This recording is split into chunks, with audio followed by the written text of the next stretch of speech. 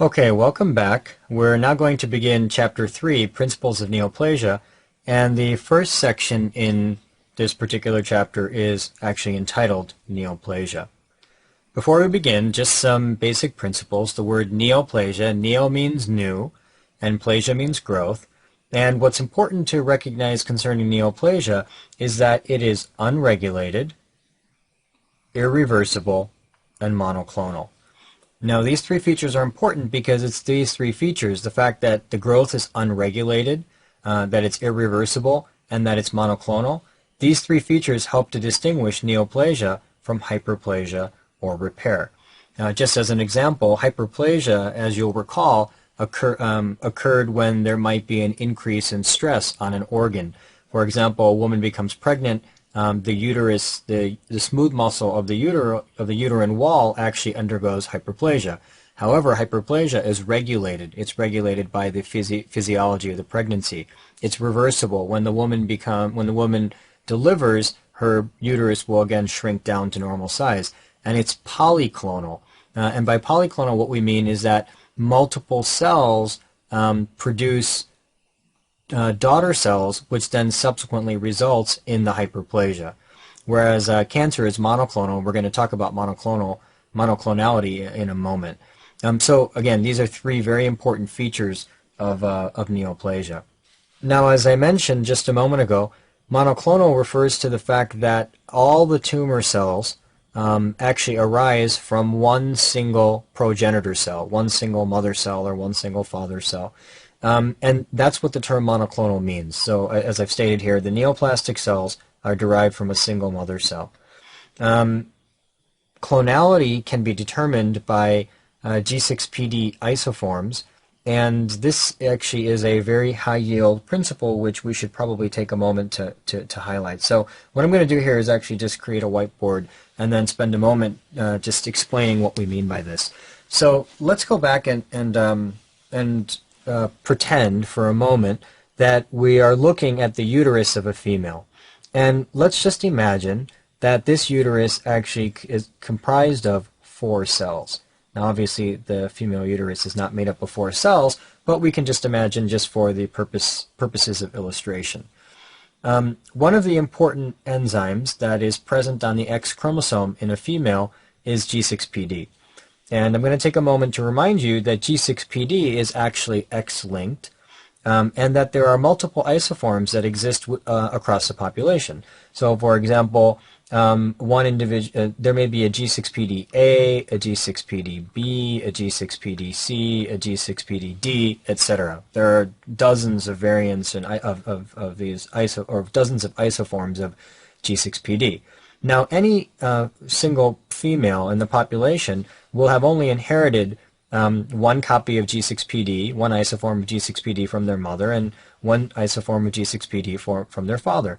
So let's pretend a woman inherits G6PD-A from the mother or the father, and G6PD-B from the other parent. So basically, each of the cells in that female, because she's got 2 X chromosomes and G6PD is X-linked, each of the cells in that female will express both G6PD-A and G6PD-B. So, for example, if this uterus that we've drawn up here is actually made up of 4 cells, then these 4 cells would be expressing G6PD-A and B, and each of them would express the 2 isoforms because each cell contains 2 X chromosomes. So it would look something like that. Now, the next important concept to bear in mind is that in a female, one X chromosome is going to be randomly inactivated, so that in any particular cell there would only be one active variant of G6PD. And you know that the inactivation of the X chromosome is actually random. So for example, if we had these 4 cells that I've drawn up here, it may be that in this particular cell, G6PD-B is inactivated, or that X chromosome is activated. It may be that in this cell, this X chromosome is inactivated. It may be that in this cell, this X chromosome is inactivated, and that in this cell, this X chromosome is inactivated. Now, X chromosome inactivation is going to be random, so that in the end, if we were to look at all the cells present within the female's uterus, for example, the ratio of G6PD-A to G6PD-B would be 1 to 1. Now, let's just imagine for a moment that a woman develops hyperplasia of her uterus. Okay? So she becomes pregnant, and the uterine wall undergoes hyperplasia. And when it undergoes hyperplasia, hyperplasia is defined as an increase in the number of cells. So let's say that, for example, this particular cell produces 2 daughter cells, and this particular cell produces 2 daughter cells, and this cell also produces 2 daughter cells, and this cell also produces 2 daughter cells. Now, the daughter cells would show the exact same active isoform of G6PD as their mother cell. So these 2 cells would produce G6PD, would be expressing G6PD-A. These 2 cells would be expressing G6PD-B. These 2 cells would express G6PD-A.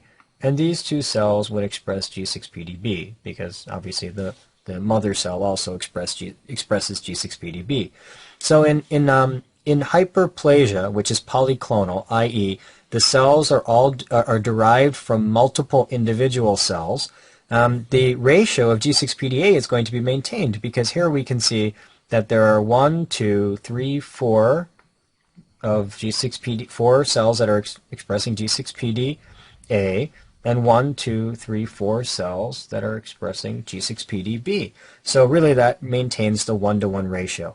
And that's exactly what we would expect in a polyclonal proliferation, i.e. that's what we would expect to see in hyperplasia, that the 1-to-1 ratio of G6PD is maintained. Now let's take another example. And let's go back and draw the exact same scenario. So again, we've got 4 cells present within the uterus. These are the smooth muscle cells of the uterus, and we said that this is perhaps expressing G6PD-A, this one expresses G6PD-B, this one expresses G6PD-A, and this one expresses G6PD-B, so that the ratio is approximately 1 to 1. Now, in the case of neoplasia, all the tumor cells are derived from a single mother cell.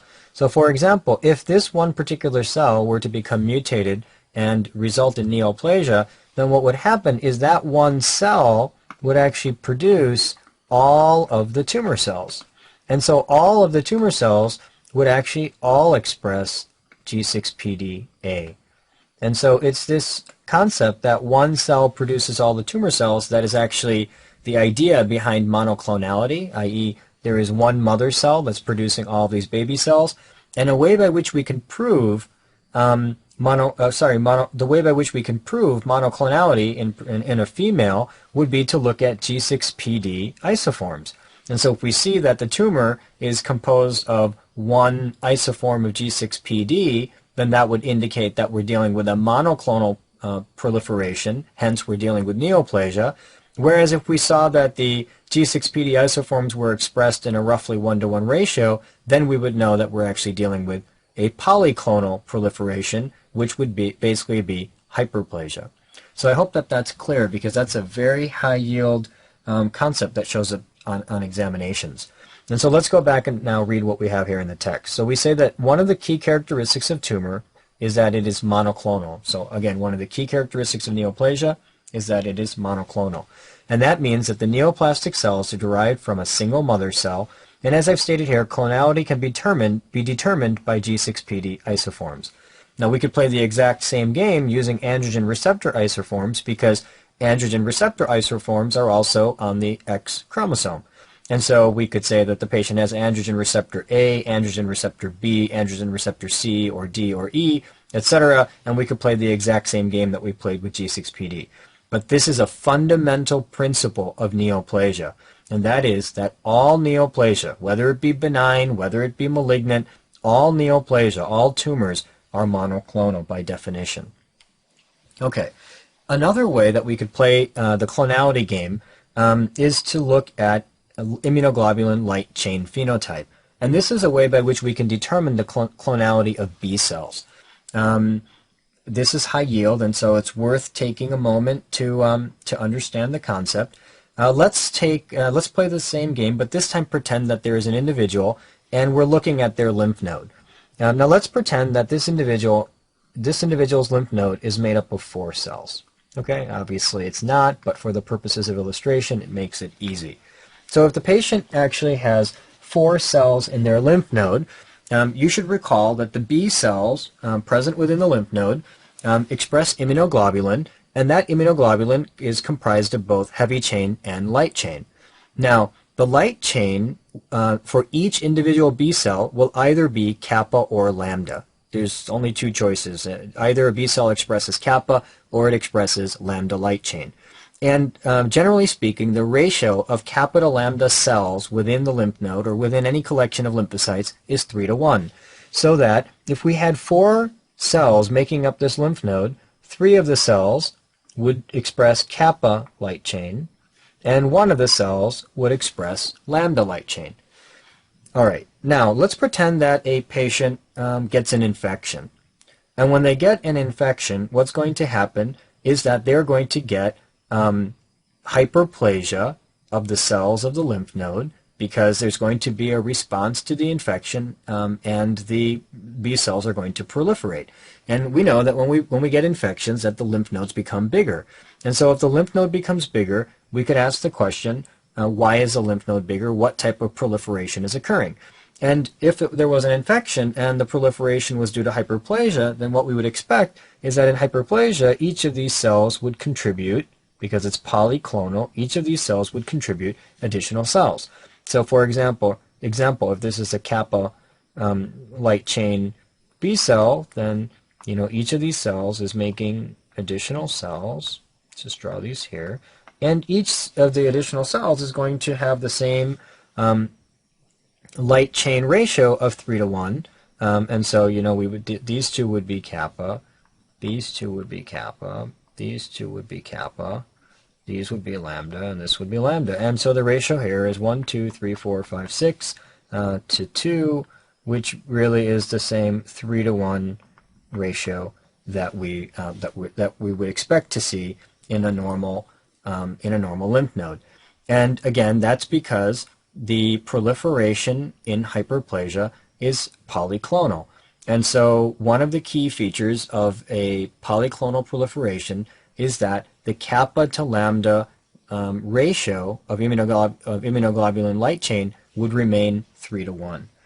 Now let's take the other extreme, and I'm going to go ahead and erase this, and let's take another extreme where a patient has a lymph node, and the lymph node is basically kappa, 3 kappas, as we've already explained. The normal ratio is 3:1 and 1 lambda. And then let's pretend that the patient gets a neoplastic proliferation. Now when the patient gets a neoplastic proliferation, i.e. a lymphoma, 1 cell is going to be making all of the malignant cells. And so what's going to happen is we're going to get a massive excess of kappa, okay? And of course there will still be some lambdas, but what will happen is that the kappa to lambda ratio, instead of being 3:1, will become something like 20:1. And this is very high yield, and that's exactly the way the examiners play it. They tell you that the patient's got an enlarged lymph node. Okay, when the patient has an enlarged lymph node, what's the differential diagnosis? Well, there's really only 3 things that you really think about when you have an enlarged lymph node. One thing that can enlarge the lymph node is metastatic cancer. So if a patient has cancer and it spreads to the lymph node becomes bigger. Another thing that can enlarge the lymph node is reactive hyperplasia, because the patient gets an infection and the lymph node becomes bigger. And the third thing that can enlarge the lymph node is going to be lymphoma. Now, let's say that they tell you that the patient has an enlarged lymph node, a biopsy is performed, and it shows a proliferation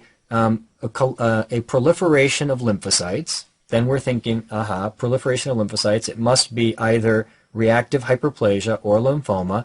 And then they'll tell you on an examination that the light chain is studied and the light chain ratio is 20:1. So once you hear that the light chain ratio is 20:1, you know that you're dealing with a monoclonal proliferation, and that monoclonal proliferation must then be a lymphoma, because that's really the only tumor that you can get within a lymph node.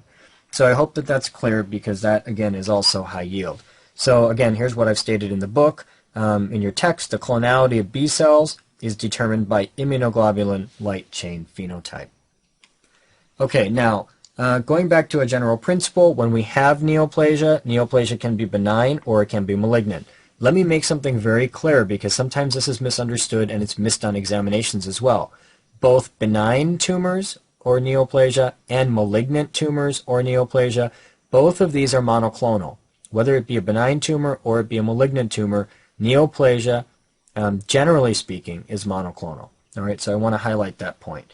Now, benign tumors, one of the key characteristics of benign tumors is that they tend to remain localized in the tissue in which they grow, and they absolutely do not metastasize. That's a key characteristic of benign tumors. Malignant tumors are also called cancer, and a characteristic of malignant tumors is that they invade locally, and they have the potential to metastasize. What do I mean by potential to metastasize? Meaning that in a subset of patients, those tumors will metastasize, but it doesn't need to metastasize in every single patient.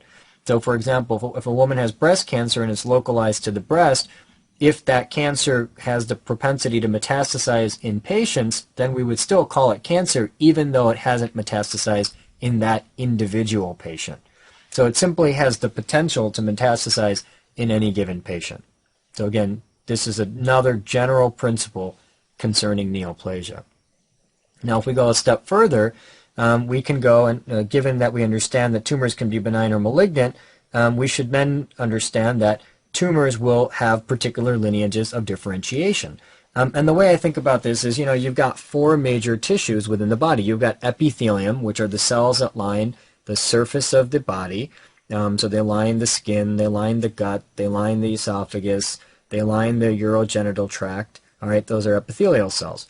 You've got mesenchyme. What is mesenchyme? Mesenchyme is a connective tissue in the body. So the mesenchyme includes fat, blood vessels, bone, cartilage. Okay, it's your soft tissue basically. Your soft tissue, your bone, your cartilage. That's mesenchyme. There are lymphocytes in the body, and then there are melanocytes in the body. And each of these individual types of cells can develop tumors, and when they develop tumors, those tumors can be benign or malignant. So, for example, a benign tumor of epithelium, when it produces glands, is called an adenoma. And a malignant tumor of epithelium, when it produces glands, is called an adenocarcinoma. A benign tumor of epithelium, when it creates papillary finger-like structures, is called a papilloma. And a malignant tumor of epithelium, when it creates papillary finger-like structures, is called a papillary carcinoma. And what do I mean by papillary finger-like structures? Well, it basically means that you've got this growth of epithelial cells, so these are the epithelial cells, and that they overlie a connective tissue core with a blood vessel in the center. So there's a connective tissue core with a blood vessel in the center. And so those are papillary growths, and papillary growths, when they're benign, they're called papillomas. When they're malignant, they're called papillary carcinomas.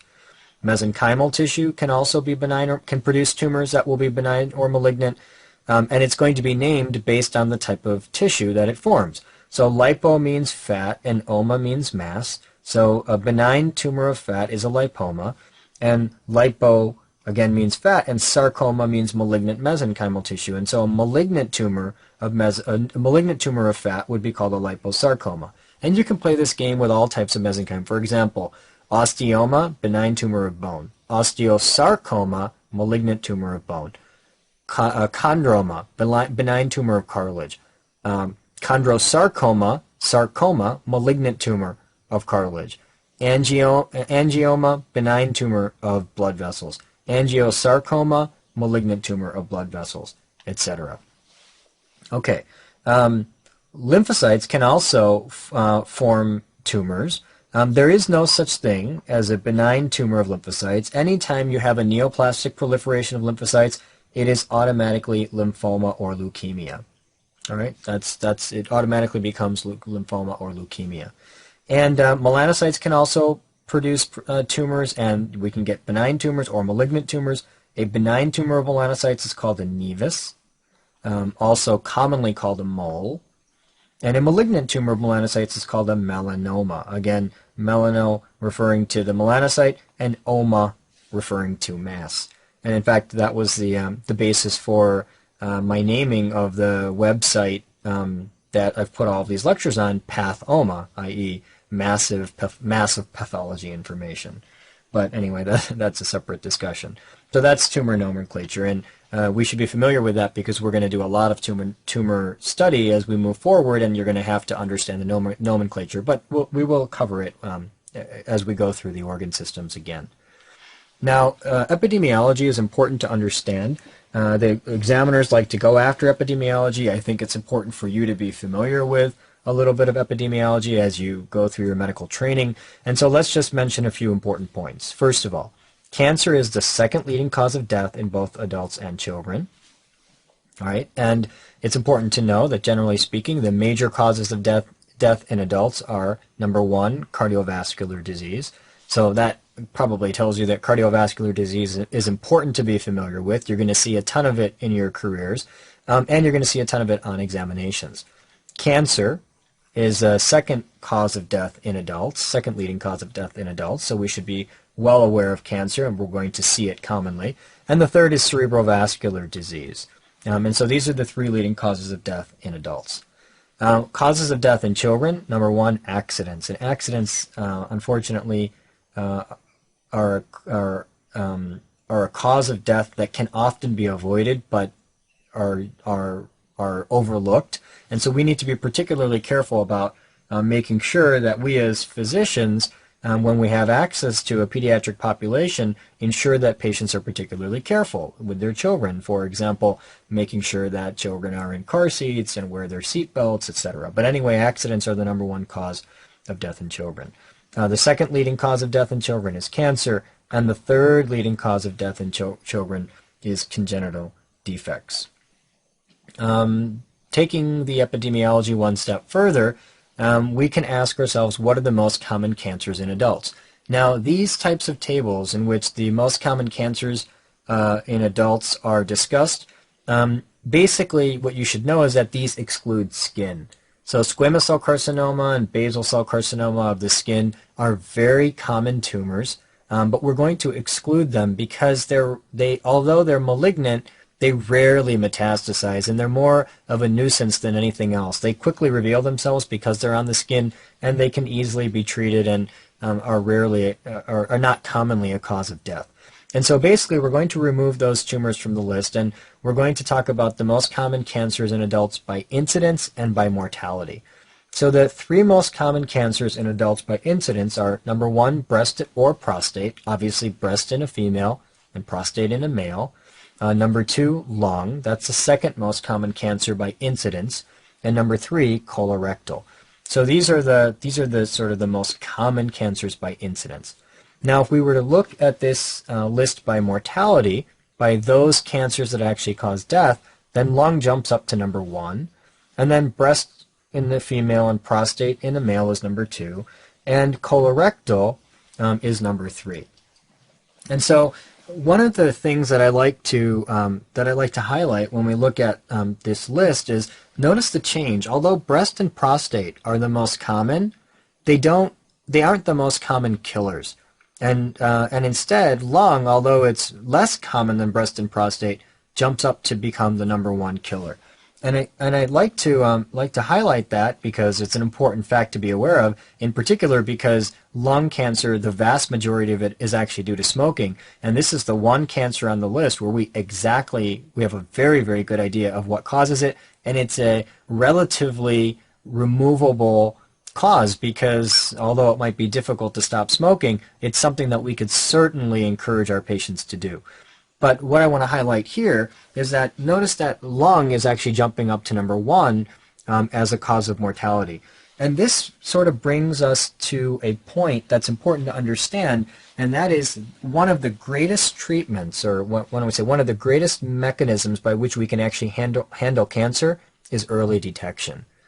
If we can detect cancer early and remove it from the patient before it really can wreak havoc in that patient, that is one of the greatest ways by which we can serve our patients, because really the story of cancer is the story of the best way by which to deal with a cancer is to actually detect it either before it becomes a cancer and then remove it, or to detect it before it produces clinical symptoms. And I'm going to highlight that in a moment, but let's just look at this list again now from a different perspective. So when you think about breast, we have a method of screening for breast, right? We can do mammogram, we can do physical exam.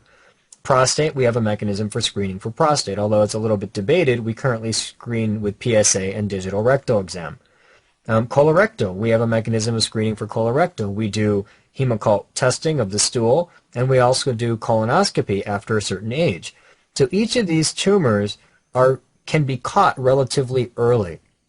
And because they can be caught relatively early, we can do a pretty good job of reducing the mortality. However, in the case of lung cancer, there is no screening mechanism. Lung cancer usually presents late in the course. There is no practical screening methodology, and so therefore it pops up to number one as far as mortality is concerned. And to me, one of the most interesting statistics is that if I asked you what was the 5-year survival for lung cancer 30 years ago, the answer would be about 15%. And if I ask you what's the 5-year survival for lung cancer today, the answer is about 15%. It hasn't changed very much. There's been a little bit of an increased survival due to improved surgical technique, but for the vast majority, for basically, generally speaking, the survival of lung cancer really hasn't improved over the last 30 years. And that's despite the fact that we've got all these designer drugs and understanding of molecular biology.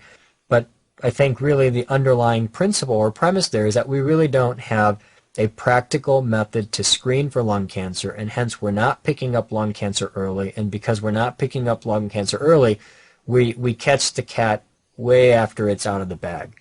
And so, unfortunately, that's the circumstance with lung cancer, and that this is a very important principle that I'm just trying to nail home here.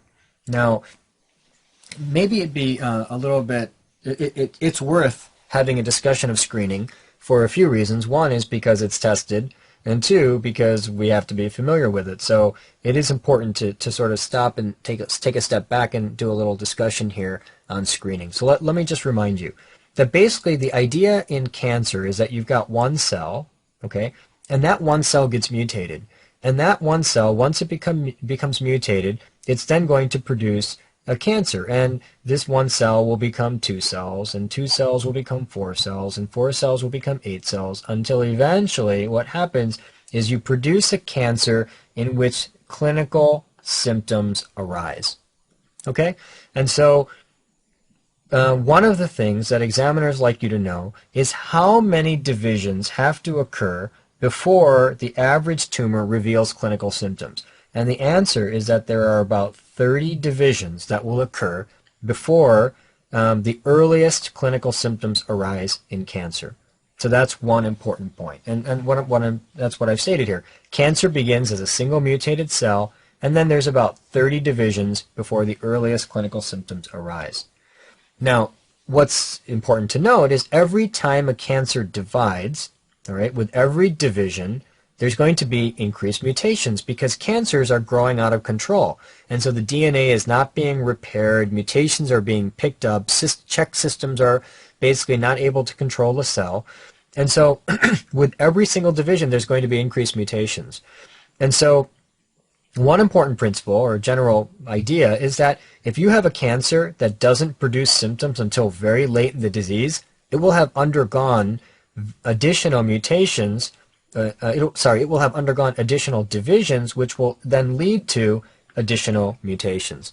And so, whereas the average tumor or the tumor that reveals the earliest clinical symptoms will have divided 30 times and will then be detected, there are some tumors that really get detected very late. For example, ovarian carcinoma. The ovary has a large area to grow before any clinical symptoms arise, and because those clinical symptoms are not seen, and because clinical symptoms are not produced until very late, sometimes those tumors can grow and extend far beyond these 30 divisions, and every time they divide, they're picking up mutations, and so ovarian carcinoma, generally speaking, has a pretty poor prognosis. Similarly with pancreatic carcinoma. The pancreas has a large space to grow before clinical symptoms arise. The pancreas has a large reserve before the tissue damage can reveal itself. And so pancreatic carcinoma has a horrible prognosis. And same thing with lung cancer. The lung has a tremendous reserve, and a cancer can grow significantly before clinical symptoms actually arise. And so these tumors will tend to have a worse prognosis. And that's what I've basically stated here, that cancers that are detected late, they tend to have a poor prognosis. All right, so that's important to know. Now, what's the goal of screening? Remember that I told you that tumor develops from a single cell, and that single cell becomes 2 cells, which becomes 4 cells, which becomes 8 cells, which eventually produces clinical symptoms, right? And every time these divisions occur, there's going to be an increase in mutations. Okay, so what is the goal of screening? Screening has 2 separate goals.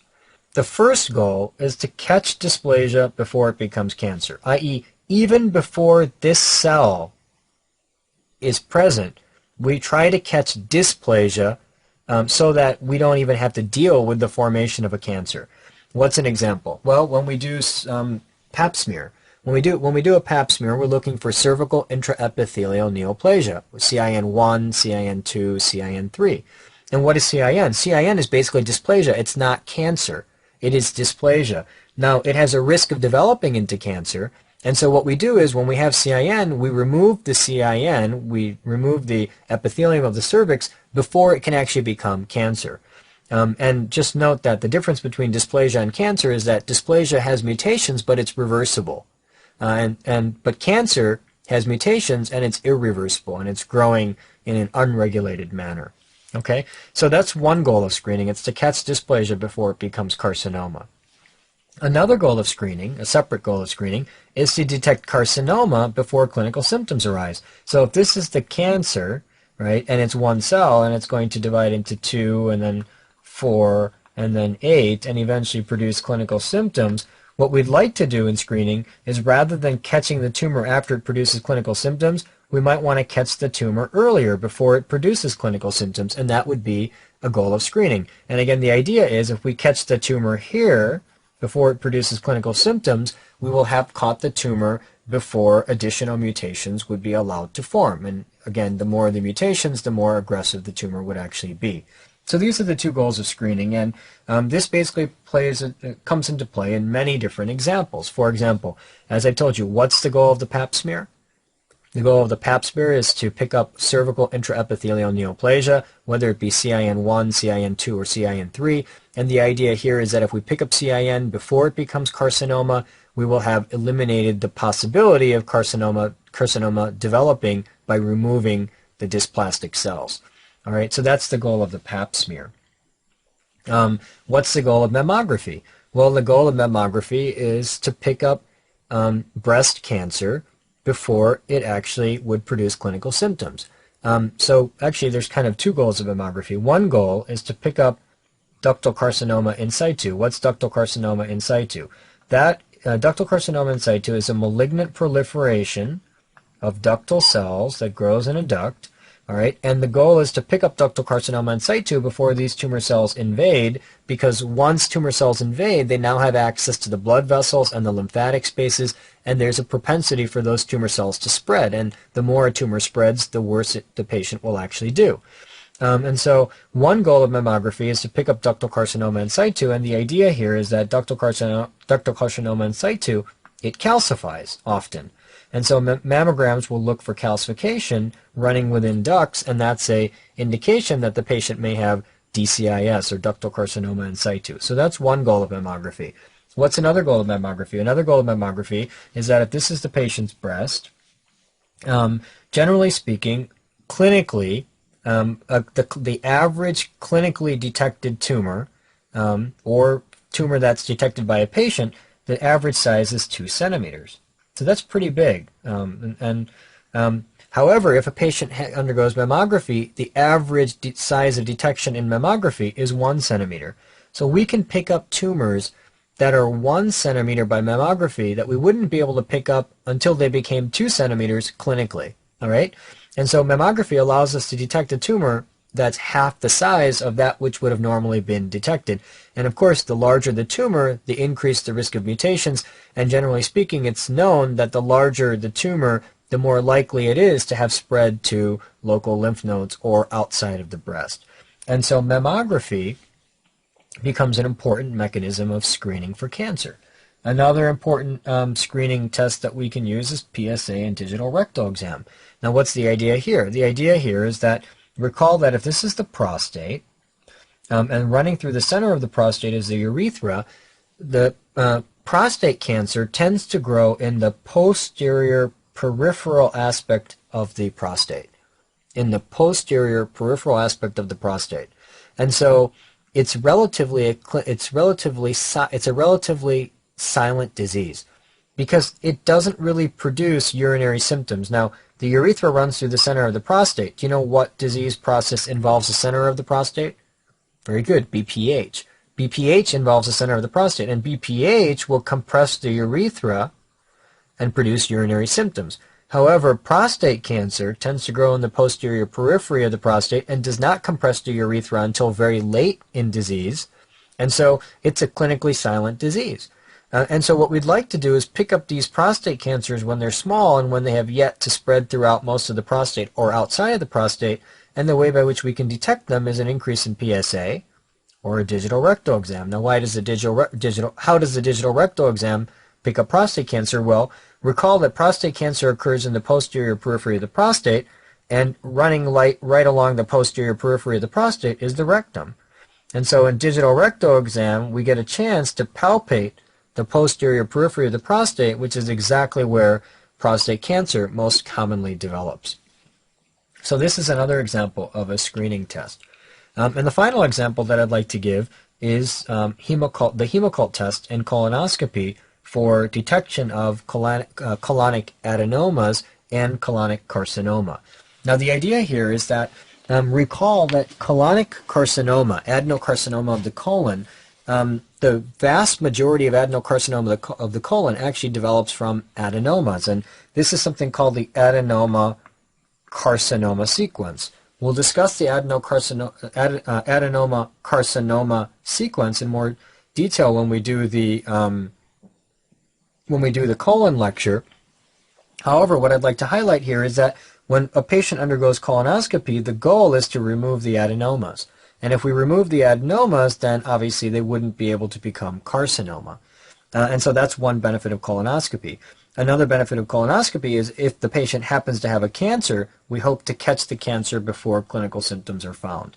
And the same with the Hemocult test. The Hemocult test has the ability to detect occult blood within the stool, and that occult blood could be indicative of a large adenoma, or it could be indicative of a carcinoma. And so we want to catch adenomas before they become carcinoma, or we'd like to catch carcinoma before it actually produces clinical symptoms. So these are some important examples of mechanisms of screening, and hopefully by now you've got the general idea in your mind of the benefits of screening. And that really closes off this very introductory discussion of neoplasia. Much of what I said is high yield. Much of what I said is going to apply to the organ systems, the particular organ systems in which they would normally be discussed, for example, colonoscopy, PSA, digital rectal exam, etc. But what we'll do here is take a moment we'll stop here, give you some time to digest the material, and when you're ready, we can continue with the discussion of carcinogenesis.